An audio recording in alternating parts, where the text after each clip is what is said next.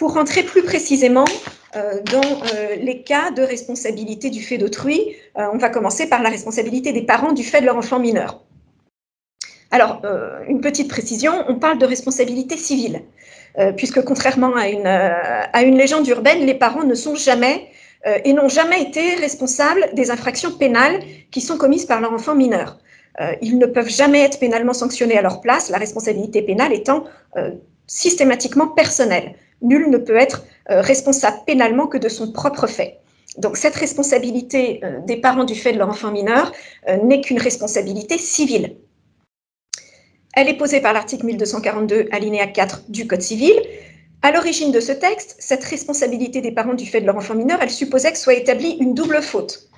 Une faute de l'enfant mineur et une faute des parents. C'est-à-dire qu'il fallait prouver, pour engager la responsabilité des parents, non seulement que l'enfant avait commis une faute, ce qui nécessitait qu'il soit considéré comme étant pourvu de discernement, donc les enfants très jeunes, on ne pouvait pas engager la responsabilité des parents puisqu'ils étaient considérés comme dépourvus de discernement. C'était le cas des enfants souvent en dessous de 8 ans. Et il fallait également justifier d'une faute personnelle des parents, donc une faute de surveillance ou une faute d'éducation. Voilà, cette double condition, elle a disparu aujourd'hui. D'abord, l'exigence d'une faute personnelle de l'enfant, qui a été abandonnée dès 1984, dans un arrêt concernant un jeune enfant qui avait éborgné un de ses camarades avec une flèche et un arc, donc un jeu au départ. La Cour de cassation, les parents effectivement contestaient leur responsabilité en invoquant que leur enfant était trop jeune pour être muni de discernement, c'est-à-dire pour avoir conscience d'avoir commis un fait fautif, parce que c'est ça le discernement de l'enfant mineur. Il faut que l'enfant mineur ait eu conscience de commettre une faute. Et la Cour de cassation écarte ce moyen en considérant que peu importe l'âge de l'enfant, dès lors que son fait avait causé un dommage, les parents devaient être tenus pour responsables. À l'époque, il était considéré qu'il y avait une faute de surveillance des parents, puisqu'on exigeait encore une faute personnelle des parents. Et cette exigence de faute personnelle des parents a été à son tour abandonnée en 1997. Donc aujourd'hui, la responsabilité des parents du fait de leur enfant mineur, c'est une responsabilité de plein droit et sans faute.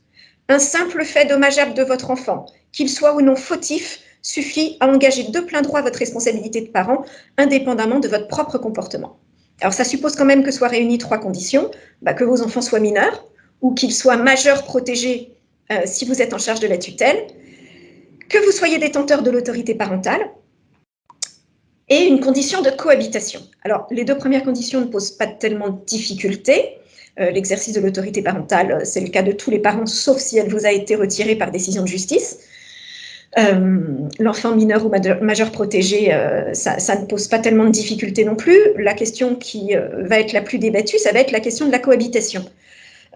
Et là encore, on est aujourd'hui dans une conception complètement large de la cohabitation, une conception de la cohabitation qui n'est plus du tout concrète, mais qui est devenue totalement abstraite et juridique. La cohabitation aujourd'hui, dès lors que vous êtes détenteur de l'autorité parentale à l'égard de vos enfants, vous êtes supposé cohabiter avec ces derniers. Et cette présomption, elle ne peut être renversée que si on vous a retiré la garde de vos enfants par décision de justice. En d'autres termes, si vous décidez de confier vos enfants, ce qui se fait quand même de manière assez courante, au quotidien, par exemple, aux grands-parents, si vous avez un enfant pour des raisons de scolarité, ou qui peut être confié en semaine à ses grands-parents, dès lors que cette garde n'est pas décidée par une décision de justice, vous restez seul, civilement responsable du fait de vos enfants, du dommage qu'ils pourraient causer. Et ça peut poser des difficultés, notamment en termes d'assurance, puisque, en principe, votre assurance responsabilité civile, elle va couvrir les enfants qui résident habituellement à votre domicile, alors que si vous confiez vos enfants à un tiers hors décision de justice, vous risquez de ne pas être couvert par votre assurance responsabilité civile. Il faudra mettre en œuvre l'assurance responsabilité civile de la personne à qui vous l'avez confiée. Par contre, vous serez, vous, parents, civilement responsable vis-à-vis des tiers. Donc, vous avez intérêt à vous entendre bien avec la personne à laquelle vous avez confié votre enfant hors décision de justice, parce que c'est vous qui serez appelé à dédommager en cas En cas de préjudice causé par un de vos enfants, c'est vous, en tant que parent, qui serez appelé à dédommager la victime, et ce, indépendamment du fait que votre enfant vivait ou non quotidiennement avec vous. Une deuxième situation qui se pose quand même très couramment, c'est les questions de garde, puisque lorsque vous êtes en garde partagée, ou même lorsque votre enfant est en vacances avec votre ex-conjoint, s'il se passe quoi que ce soit et qu'il commet un fait dommageable, vous restez solidairement avec votre ex-conjoint responsable de tous les dommages que votre enfant mineur pourrait causer. C'est encore une fois une cohabitation présumée et ça n'est pas une condition de cohabitation concrète. Voilà.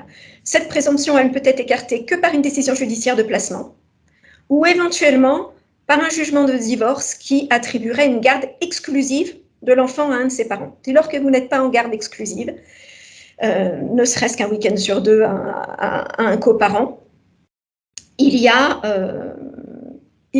une présomption de cohabitation et par conséquent une présomption pour les deux parents qui seront responsables solidairement du fait dommageable qui pourrait être causé par leur enfant.